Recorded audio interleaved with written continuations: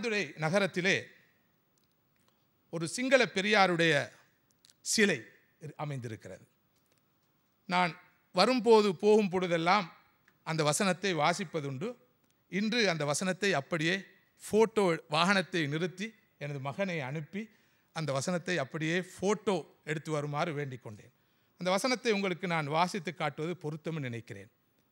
තමන් බඩගින්නේ සිටීම දුකක් නොවේ.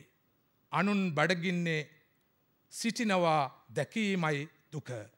එම දුක නැතිකිරීමට සටන් කිරීමයි සැප என்று அந்த அற்புதமான வரிகளை அந்த பெரும்பான்மை சமூகத்து அந்த பெரியார் நமக்கு தந்திருக்கிறார். அது அங்கு அழகாக அற்புதமாக பொறிக்கப்பட்டிருக்கிறது. நான் நினைக்கிறேன், இத்தகைய மனிதாபிமான மிக்க மனிதர்கள் தான் தேவை. நாங்கள் பசியில் இருப்பது எமக்கு கவலையை தருவதில்லை. அடுத்தவர்கள் பசியில் இருப்பதை காண்கிற போதுதான் எங்களால் தாங்க முடியாமல் இருக்கிறது. எமது பசியை அடக்கி அதை பொருட்படுத்தாமல் அடுத்தவர்களுடைய கண்ணீரை துடைத்து அவருடைய முகத்தில் காணுகின்ற அந்த மலர்ச்சி தான் உண்மையான இன்பம் என்று சொல்கிறார். ஒன்று ஃபன், இன்னொன்று ஹாப்பினஸ். நாங்கள் ஒரு பிரியாணியை சாப்பிட்டால் ஃபன், அது ஹாப்பினஸை தராது. ஆனால் எனது பிரியாணி பார்சலை நான் பசியோடு இருக்கிற போது ஒரு ஏழைக்கு கொடுத்து அந்த ஏழை சாப்பிடுவதை பார்த்து எனக்கு ஏற்படுகிற மனநிறைவு இருக்கிறதே, அந்த மனநிறைவுக்கு பேர் தான் ஹாப்பினஸ். இன்று மனிதர்களுக்கு ஃபன் இருக்கிறது, ஹாப்பினஸ் இல்லை.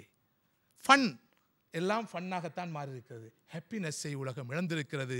நானும் நீங்களும் சந்தோஷமாக வாழ வேண்டுமா, மனநிறைவாக வாழ வேண்டுமா, எமது உரிமைகளை விட்டு கொடுத்து பிறருடைய தேவைகளை நிறைவேற்றுவோம். இத்தகைய ஒரு இலக்கை நோக்கித்தான் இந்த ஜம்சம் ஃபவுண்டேஷன் சென்று கொண்டிருக்கிறது.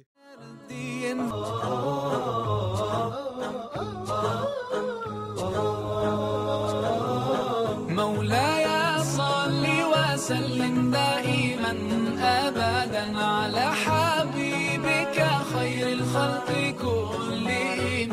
مولاي صل وسلم دائما أبدا على حبيبك خير الخلق كلهم.